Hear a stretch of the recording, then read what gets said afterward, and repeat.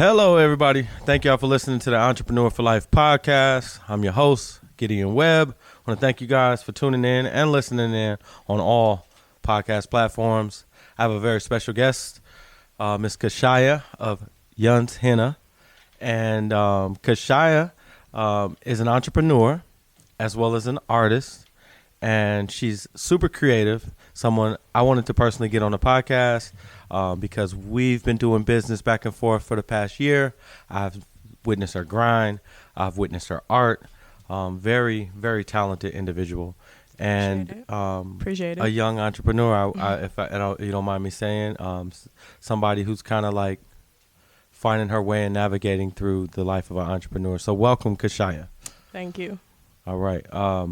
So my first thing is I want to talk about Henna and the meaning of Henna. What does that mean? So Yuns is your unique natural self. So that's important to me because everybody's exactly their own. They're unique. They're natural. And hopefully that all helps you find yourself. And that reflects in all my art. And where'd you come up with that? How'd you find that in your journey? Was that something like that came easy as an entrepreneur, or? Honestly, Yuns originally initiated from being like sunny backwards, but when you really look at it, it's kind of backwards or upside down sunny. So I was thinking about it more, and I wanted it to also have more depth to it. And I was up late one night, and honestly, like, a lot of my inspiration comes from the universe or God or higher above. And I was journaling and just breaking it down to my own self, because I was debating changing the name for so long. Like, I don't know, should it be Healing Henna? Should it be this? Should it be that? But it didn't feel like something that was unique enough for me. And so I just stuck to the name that I had, and then I ended up learning the meaning, from higher above, that I chose what I chose. You understand what I'm saying? Okay, yeah. Because then the next day I woke up and I reread what I put in my journal, and I was like, wow, like, right, that's spot on, that's perfect. So the name kind of chose you. Exactly, like, and it just unveiled itself to me too. So your unique natural self, Yuns. Interesting. And then how old were you when you knew you had a talent for art? When I was a freshman in high school. Honestly, I didn't think I had that much talent for art, you know what I mean? So I'm part of also being that, like, advocate and that person of just being like, don't ever doubt your potential or yourself, period, because you never know what realm or your creative ability or the realm that you can go into with creativity. And then how old were you when you decided to turn your art into, like, an entrepreneur pursuit or make money on your art? That happened naturally as well for me, thankfully. It was around the time that I got into henna, like, off bat, it was just something that was so natural for me that people were like, you can make money off of this, and they'd be telling me that all the time. So okay. I mean, I brushed it off for a while, and then eventually I was just like, I mean, let me see what can happen, you know what I mean? Now, did you struggle with that transition? Because I have friends that are artists, and some of them seem to struggle with the idea of selling their work.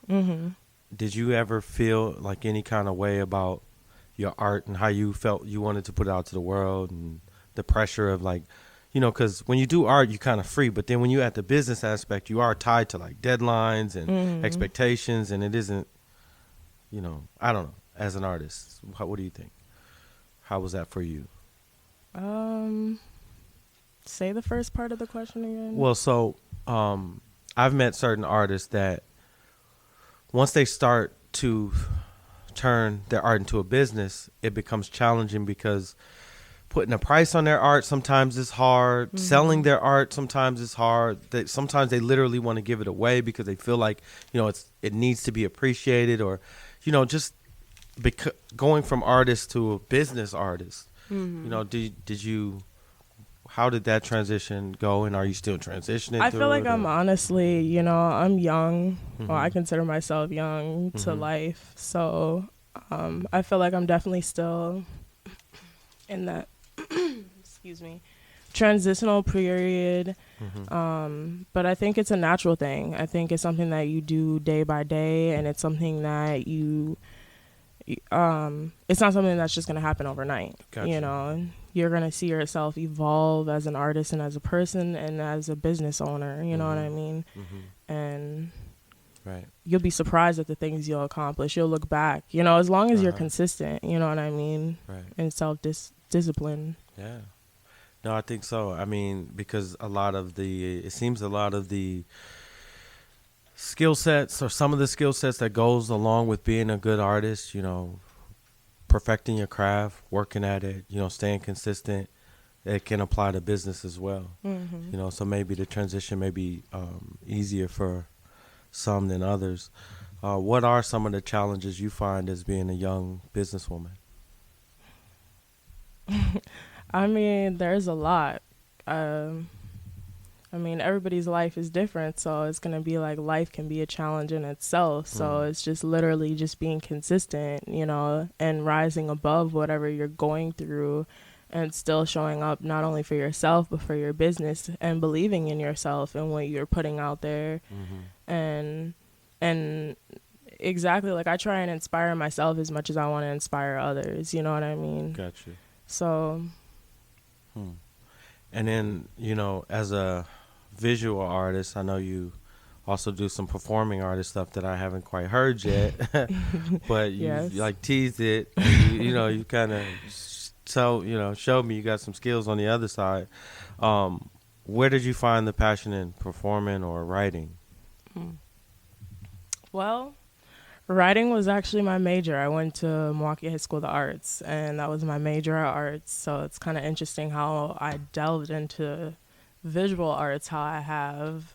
But before then, it's literally just something that I feel like me being somebody who I would consider is just like a very deep feeling person. I'm an empath in many ways. I don't even like to put that out there, but I've always journaled. I've always had a pen in my hand. And by the time I really started to get into classes where they were like, write a story, write a poem, like I remember getting my story read in class in like 5th grade. Like the teacher was like, and you know, like just, you know, when you have like that teacher hyping you up, you know what I mean? It like pushes you that much more. Still to this day would be like, I want that first signed copy of your book type thing. You know what I mean? And that flourished into arts. And man, good teachers matter for real. For real. I had some good like, teachers in writing to and that creative because, I mean, you're with teachers so much. Yeah. And so the influence that they have on you is very instrumental and powerful. And I think teachers are very underrated. Hell I yeah. definitely want to bring that up. Paid like LeBron. I always say teachers should be paid like doctors, because how would the doctors even get to the point of where the doctors are at if it wasn't for the first grade teacher, the second grade teacher? 100%. They had to get through all those phases to even get their college degree. So, you know what I'm saying? The right teacher can really mold the mind and get you on the right track. Have you ever had a moment, I'll just veer off a little in personal life. Have you ever had a moment where someone critiqued your writing in a way that like literally broke you down or made you feel like, or, you know, have you ever had that moment where you had to kind of self-reflect and like realize it's your art? And how do you deal with criticism? I mean, when you put this stuff out, you know, sometimes people could love it, sometimes they don't. Like, what do you... I think it really, really just takes having a strong backbone, knowing who you are, why you're putting out what you're putting out, and what you're putting out. Like, it's going to be unique to every individual. And even if I can't draw like so-and-so might want to draw like me deep down. You know what I mean? And that could be something, that's only something that I can touch. Like, I could never touch how another artist moves, draws, or anything like that. And that's just something that I feel like is important as an artist or just somebody that's putting your stuff out there, just to understand that what's yours is yours. And that's part of your purpose, is trusting what your gift is and putting it out there. And I could ramble on that topic, but I get it. And that's important. And I think being a part of the artist community here in Milwaukee and me seeing it change, there's a lot of growth and a lot of potential for like real positive things to happen in the realms of visual and performing arts. Absolutely.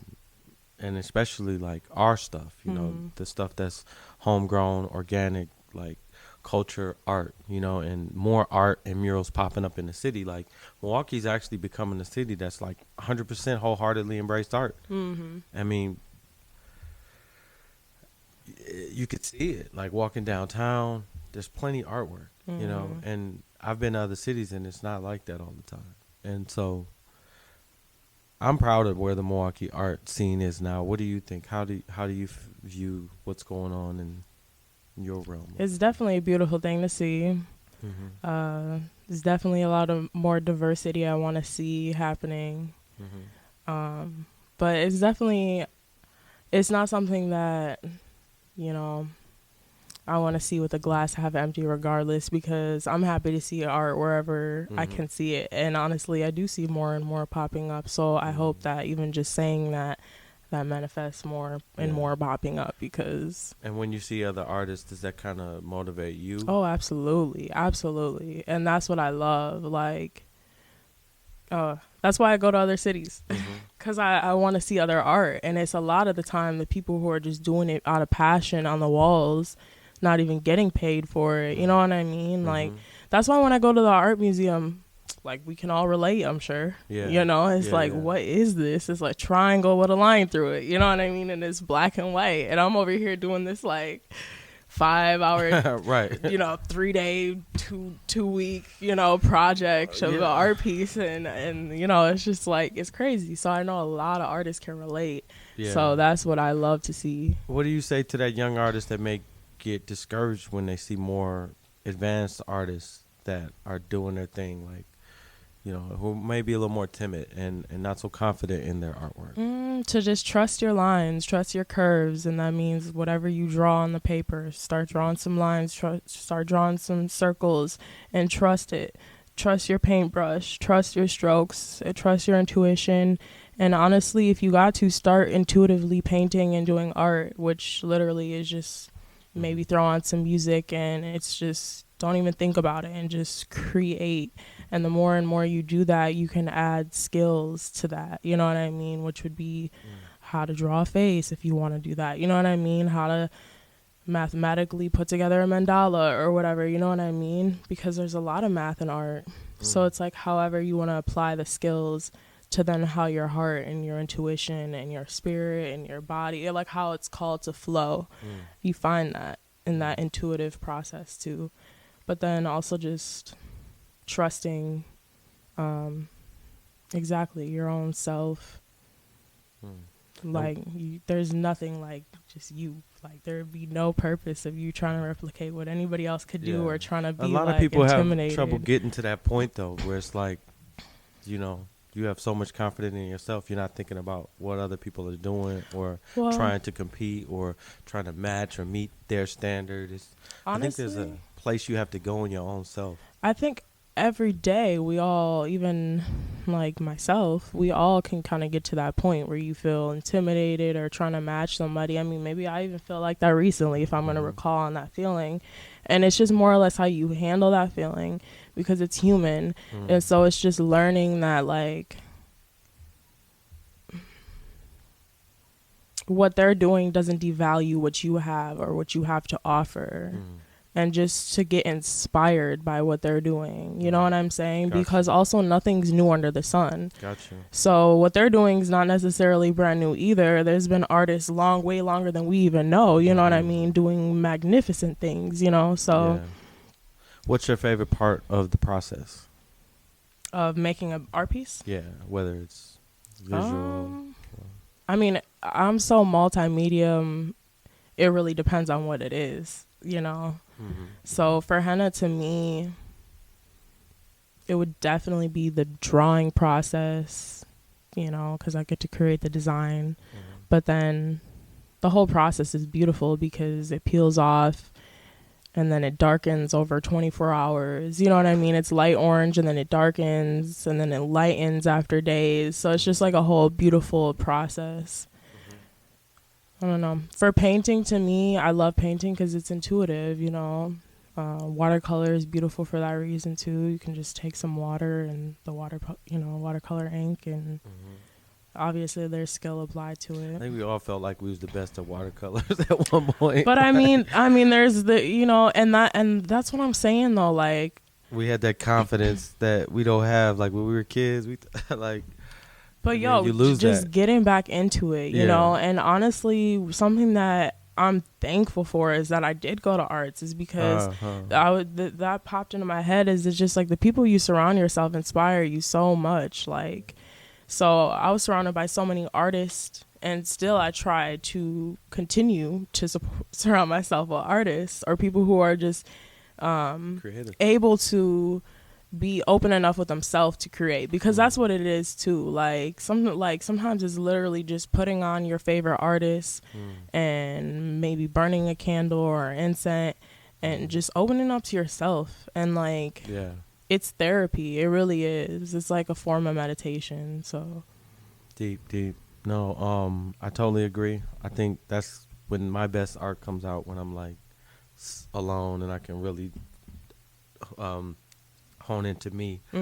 But a lot of my pieces don't get finished because eventually I lose confidence. I think that's where it is. I'm looking at my piece and I'm like, I got a big tip on that one too, because you know, please, because there's a lot of entrepreneurs listening, and I'm sure to help. I know I'm not the only one.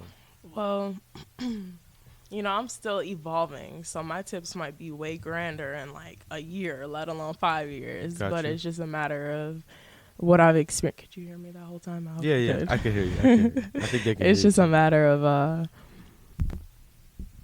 exactly. I can get sidetracked. I have very many mediums that I like to play with. I like to do jewelry, henna. I mean, I can go on candles. So it can be very easy to start a candle and not finish it, or start a canvas and not finish it. But like I said earlier on, like self-discipline is so important. And especially like this past couple of years, that's been one of my main focuses for myself, is to just be more self-disciplined and start applying that in areas of my life. And you can really see it play out. So even if it's just exactly starting a canvas and finishing it, and that could end up resulting in you making a decision to start a job and finishing it, or a college and finish, you know, like a college term and finishing it, you know, whatever it might be that you feel stumped with, that you don't feel like you have enough in you to do. You know, those little steps of just like showing yourself you can start something and finish it could be that. And sometimes art can be that for you. And also, I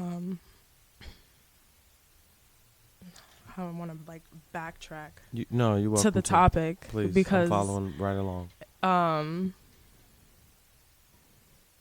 Exactly. Like, I think it's just, Well, what I was gonna ask you though, so I don't forget, is about the henna. So a lot of people think the henna is just like kind of tattoos and decorative, but it does have a meaning, and it comes from a certain place, and it's very cultural. What does it mean for you? For me, like the art of henna, or my smile. No, I know that's your thing, because like you've gotten better. It's so sacred to me. It's so sacred to me. And so when people ask me like, why don't you tattoo? They're all like, I get that all the time.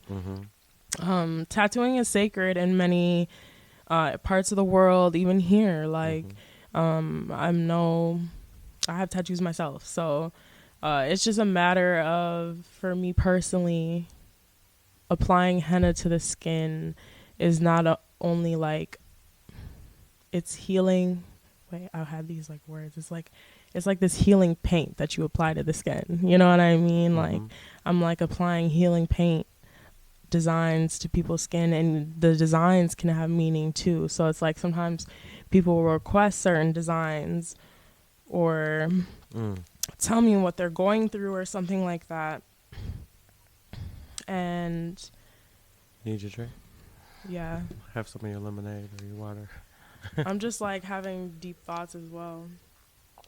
No, because I see some of the ladies come in for the henna, and I see the after effects. I see like the happiness. They want to show it off, and it's like it adds a level of confidence and a positive spirit to people. You know what I mean? And something you said that I didn't know is that the designs have certain meanings. Can you explain a little bit about that? Yeah, so like peacocks traditionally represent like beauty, and flowers traditionally represent life and like fertility and stuff like that. And so it goes on, but then there's also like traditional designs like the symbol, lotuses, which are like we know traditional lotuses, right? Like, no, educate me. Okay, lotuses are traditionally, well, they have there's different types of lotuses. Like the lotus flower? Yeah. Okay. And they can be represented in like the chakras, you know what I mean? Okay. I went to MPS, and so did our listeners. Tell them what a chakra is, if you could, in your own words. Basically, the chakras are the energy centers in your bodies. Gotcha. So there's 6 of them. You have your crown, your throat, which would be like your voice. Okay. You have your heart chakra. Okay. You have your sacral. And then the sacral? Yeah, which would be like your sacral, your solar plexus. Gotcha. And then your like the center. Yes. Okay. And then your root chakra. Root chakra? Yeah. What would that? Where's that? Like that would be like below the belt. Like yes. Okay. Yeah. All right. So I never knew that, and I don't know if you think people knew that, but I never knew that. I mean, I feel like exactly. We were kind of briefly talking about this before the podcast. People are on a spiritual wave nowadays, you know. And I'm happy to learn. So I will say this: I only thought it was one, and that's from watching kung fu movies when I was a kid. They always go to the center. It's all about the center, and then like once you find your center, it's like they're almost talking about their chi too, because your chi is very important. Is chi different than the chakra? Chi is like your energy. Okay. So like getting your chi straight, like. All right. No, I'm learning. And all right. Please continue. But yeah, regarding what is it? The chakra. So we have chakra and we have chi. Now you find those two, you be in a pretty fucking good place, right? I mean, shit. Like, I mean, period. And every day, hey y'all, every day is a daily day to find your chakras and your chi. Don't ever think that someone like me don't have it all the way figured out or unfigure it out, because I still figure my shit out. You know what I'm saying? I think it's an ongoing process. It exactly is. You know what I mean? Like, it really is. It really is. It really is. And so that's part of what I represent, and I'm here for too. Is I'm like, yo, like I see what you're going through. I'm there with you. Like, I'm, you know, like. No, I think once the day you think you know it all is the day. Like, you don't know shit. Period. You know what I'm saying? Period. Like, and also, are you even out. living anymore? Right. Like, honestly, because, like, I feel like life is more nourishing and fruitful when you're learning. Yeah. If you're not going to bed every day, like, I learned something new. And, feeling like also analyzing yourself in ways, like, and waking up to be a better person. I don't know. Good. No, I dig that 120%. Like, I think, and most people out there that are listening that try to do good every day, I think, you know, that's the motto is like, how can you become a better person? How can you expand who you are? And how can you help the people around you? You know, what other things as far as visual art should people kind of expect of your work? How or let me rephrase this. Is there some ongoing theme with your work or something underlying that signifies you, or have you found that yet? Like I said earlier on, I'm young. Mm-hmm. So a lot of the things I have been working on or have to work on, I don't want to entirely talk on because I rather make moves in silent I totally agree. and just drop it and let people see what's happening. But a lot of what I have worked on and I am committed to perfecting and just making better is exactly my henna career, mixing up my henna. I'm doing henna classes. It's something I want to be offering more this year, the coming years to come. Didn't like how that sounded. Well, something you currently offering, because I've seen the flyers, so it's something you currently offer. I'm currently offering, exactly. And it's something that I can't wait to see evolve, basically, like with the years to come. I think the education part is the most exciting part, when you like teach people about what it means, that it's more than just something fancy they seen on a celebrity. Like this has true meaning, and that's the part that I think gives people that value and makes them feel like, this can provide healing, in a time where people really need it. Actually, though, because if anybody doesn't know, henna is mixed with essential oils. I mix my own. And so this last batch, I put a little bit of peppermint, just a little bit. Okay. Some eucalyptus and lavender. Oh, wow. And then I don't want to tell the rest of my recipe, but I like to let people know what essential oils are in it, just in case you're allergic for whatever reason. And henna is a plant. It's a shrub. They take the leaves, they crush it into powder, and it's natural. It's all natural. I order mine from a very healthy, beautiful source. Like, it smells amazing. And so it's just one of those things that, honestly, it makes me feel exactly like we were saying. Like, what do you wake up and, how do you feel like you're doing or being the best you can be? Henna makes me feel that way as well. Wow. Like, every time I do that, I'm applying something to people that will beautify their week or life. You know what I mean? That's how I meant to say it. Life for a week to come, or 2 weeks. That's deep. I want to learn so much more about henna. Like, I'm interested. But that's what these classes are about, because even with the Afro Vibes nights, like, it fits perfectly for it, because people are always like, "Oh, isn't this that Indian stuff?" And I'm like, "This is our stuff." You know what I mean? Like, henna has so many African roots, from Morocco to Egypt to, you know what I mean? And it's so untalked about, or ancient Kemet, I should say. You know what I mean? Word. And so you're educating me, and you're educating our listeners. So and it's really not spoken on, talked about well enough, and that could be a whole podcast conversation. You know what I mean? Honestly, because there's so much to it. But that's also something that I want to offer to the people who are coming to my classes. It doesn't matter what color you are, because I want everybody to know the richer history of henna that they don't completely tell. And also because, as being a Black woman doing henna, it has been empowering learning about that, because for a while, I wasn't trying to be out here culture appropriating either. It was just something I got into, you know what I mean?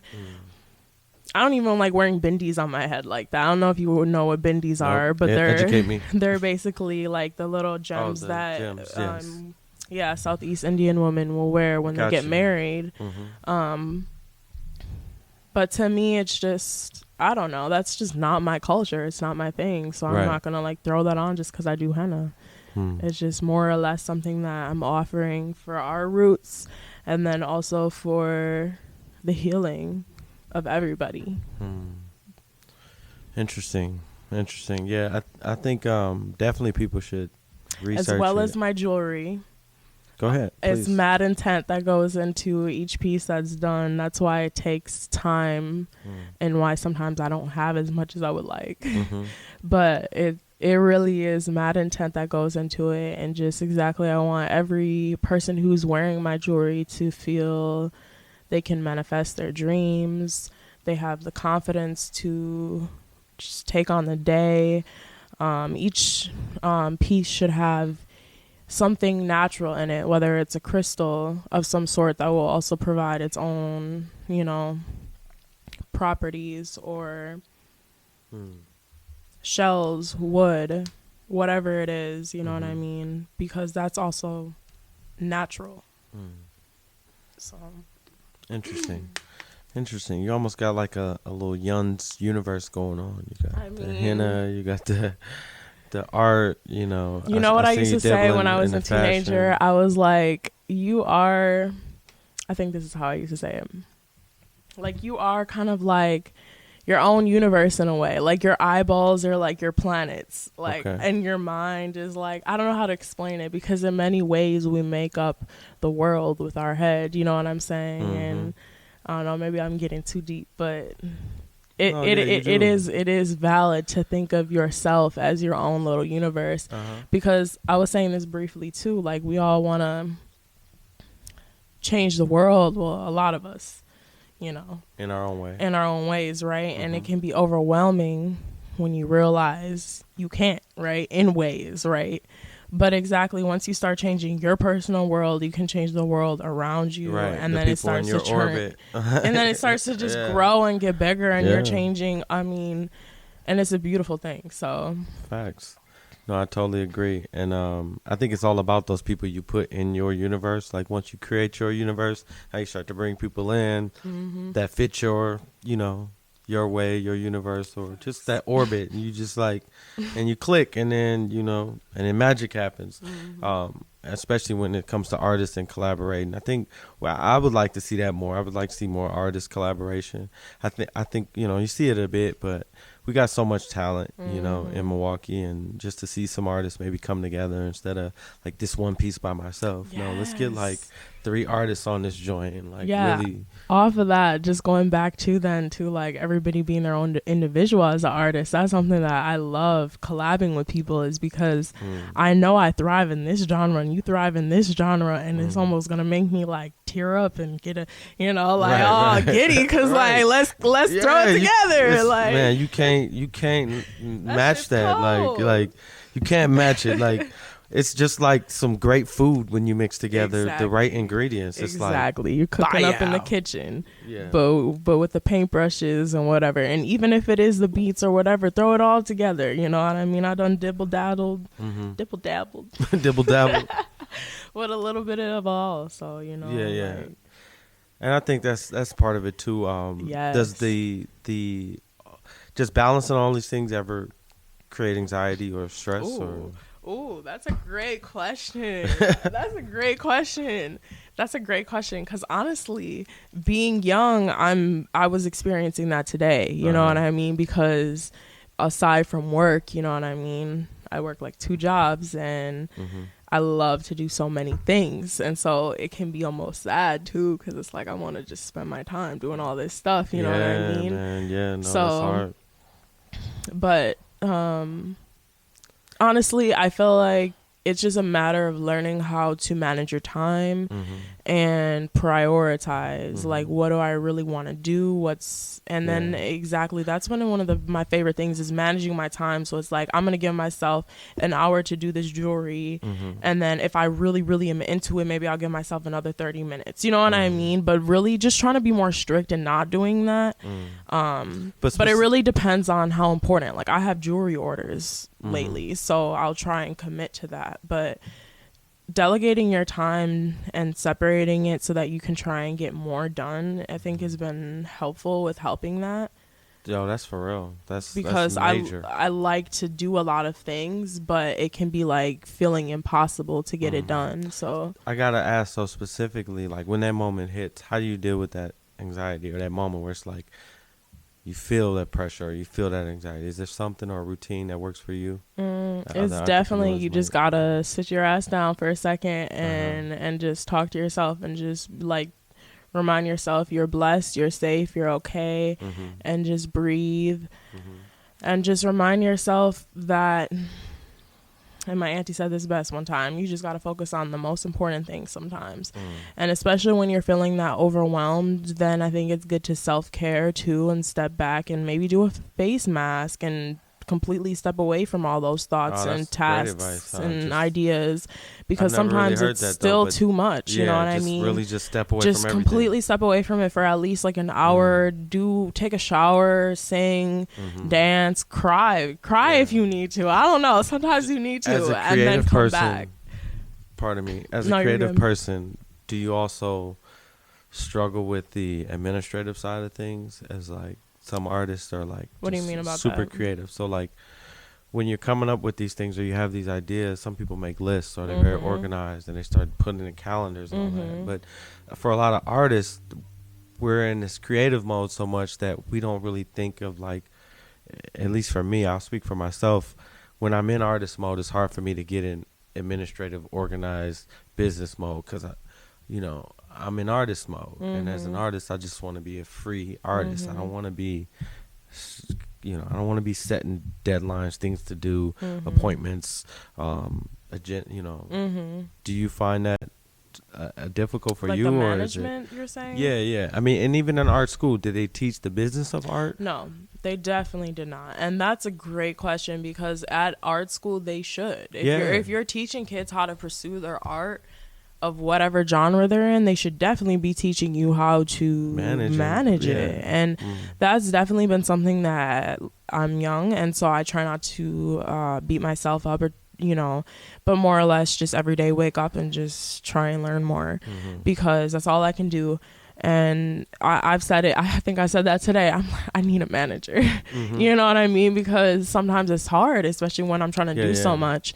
But it's almost like you put that manager hat on yourself and manage yourself. And you do, but that's also what it takes to be an entrepreneur, honestly. And especially until you got the money to pay a manager. So it's just like, it's just a cap that you got to take, and like a role where you just got to, like, you know, buckle down and do it. Exactly. Where do you like where the art industry is going as far as the digital world, with all of the expansion into NFTs and the metaverse? Boy. I mean, art is taking a new life. It is, and I can't complain. Along with exactly technology, with that. like, It does scare me a little bit, because what is this life gonna look like, and how large is it gonna get? I feel like, we've seen so many movies from WALL-E to The Matrix, you know what I mean? Where it's like Two great movies. You can reference how motherfuckers get just so trapped in this digitalness, you know what I mean? And luckily, from what I've seen of the Metaverse, that shit look like, what is that shit called? What is that called? That block, what is that called? What is it called, you guys? What's it called? It's like that block game. Roblox. That's what it looks like. I think that's what it's called. Yeah, it's very similar. I don't know. I think they got a lot of the. But when they get it to Roblox. looking like really like you and I, that's when people are gonna be trapped in that, because they're gonna like not know the difference damn near. And then if you smoke and you drink and you had a crazy night, you in the Metaverse, and then you come out, you're gonna be like, what's real? They already what's talking not? about like people having like sexual assault cases in the Metaverse from being. That's just. Isn't that wild? Like you could sexually assault someone in the Metaverse. Y'all needs to go somewhere. Right. We won't go too far off. All I know is I'll make my bag off the Metaverse. I'll make my bag off the motherfucking digital. As an artist. Period. As an artist. But I'm not getting too deep with it, and I take it like a grain of sand. At the end of the day, like planet Earth, that's why my initial account is Young's Earth, is because Earth is like, it's a paradise. Like this world is beautiful. There is nothing like it. And so honestly, as much as there's all this other shit going on and around, that's also part of the reason why Yuns is my name, and my initial account was more or less to be about like nature photography, or just like natural looking things. And it's just my natural life now. Sweet. But it's just a matter of like, exactly, this world is beautiful, and aside from our day-to-day, even Milwaukeean life, when it gets cold and gloomy, I mean, there's so much out here you don't even know, you know what I mean? Like, my ass went to Puerto Rico a year or two ago, and I was just like, you know what I mean? Like in love. Like, I just wanted to just like be out there, and there's so many places for that, and I don't know why anybody would trade that feeling in your heart and your soul and your experience in your body for some flat ass you know, Metaverse experience. Right, no doubt. Like, no doubt. I just hope people don't get too caught up in it. That's all I'm saying. I don't know. That's all I'm saying. They probably will, because people I are really, fucking and I shallow. feel like we're already so disconnected, you know, Yeah. coming especially from this generation. It makes me sad. Like, we're so disconnected, and that's the type of thing where it almost makes me more concerned, because it's like, I don't want us to be more normalized to be disconnected. We should be going on trips to as friends to real places. That should be the focus. No Period. doubt. I totally agree. That's real talk, man. We gonna leave it at the world is beautiful, because I felt like that was the end of the message. Like, the world is beautiful. The world is beautiful. And then, so young Henna, it. for our listeners out there that want to learn more about you, how can they find you? You can find me on Facebook at Young Henna. You can find me on Instagram at Yuns Henna and Yuns Earth. That is YUNS .earth.henna. Got you. I'm offering henna classes. I'm offering jewelry, waist beads. I mean, my jewelry is usually one of a kind too. One of ones. Yes, so I'm trying to work on more pieces that look more like, not similar, but more like, oh, I have this one and you can get this one like it. You know what I'm saying? But honestly, I think that's also something that I offer. It's unique. It's a unique jewelry piece that you're not going to necessarily be able to find anywhere else. So dope. And anything else people should be looking for, listening, candles. We have open mic at Freight 38 every other Thursday. I'm going to be performing. I'm not about to put a date on it. Right. I'm not. Just gonna wait till you feel it. Exactly, because life happens. I might get up there too, y'all. And exactly like we were saying, some poems in me. When you're an entrepreneur trying to balance a lot, you really have to also trust yourself and your intuition. You know, it's crazy. And I want to say this really quick too, is because I've been doing henna for 8 years, but it really took until this past year and like a push in life that happened that really was just like, either you're going to do this or you're going to do that. And I just chose to delve into henna, and that also too, just don't look back. Like, just do it and don't look back. You know what I'm saying? Like, really trust, because I have big goals with it, and trust your big goals. You know what I mean? And trust where putting yourself out there will also get you, because I think we had mentioned that earlier, and that's so important too, because trusting that is so important too, because sometimes you can doubt yourself.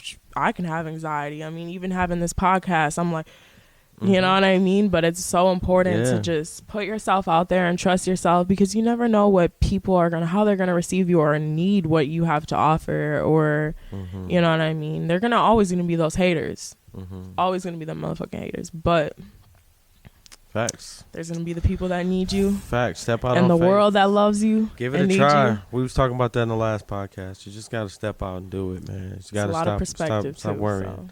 And so thank y'all for listening. Thank you for joining us. I think that was dope. We covered a lot. We might need to circle back soon and see where you at as an entrepreneur. Black. Yeah, circle black soon. Hey, as my man Homer Blow would say. We both been working. Yeah, and see what, in the next year, how your business is going. Anything you might say to the old you kind of thing. A year from now, let's definitely check in, because it's going to be a lot more popping off, a lot more to offer. Like I said, I don't even want to speak on too much as it's just going to happen, but definitely keep an eye out, because it's going to be a lot happening, and I'm excited. Thank y'all for listening. Please share the podcast on all the platforms. Oh, the one other thing. Go ahead. Last thing. You get the last word. Check out my modeling account. I just started modeling at the beginning of the year. This is also something like advice, y'all, because period. I started this account at the beginning of the year. I put myself out there. I said, I'm going to do it. I'm going to drop this page January 1st, and let's see where by the end of the year it gets me. So do that. Put yourself out there. Do it. Just drop it. I've been wanting to model for years, and I just never pursued it. Dope. That's dope. That's dope. Do Y'all it. look out for that too. Drop and then your shit. Trust realize, yourself. the entrepreneurs we have on the show, they do a lot of things. So we're gonna come back and circle back and talk about all that stuff and how it's developed for you and what's been happening. So thank you for Thank coming you on for the show. having me. Oh yeah, it's all love. Entrepreneur for life. Peace out.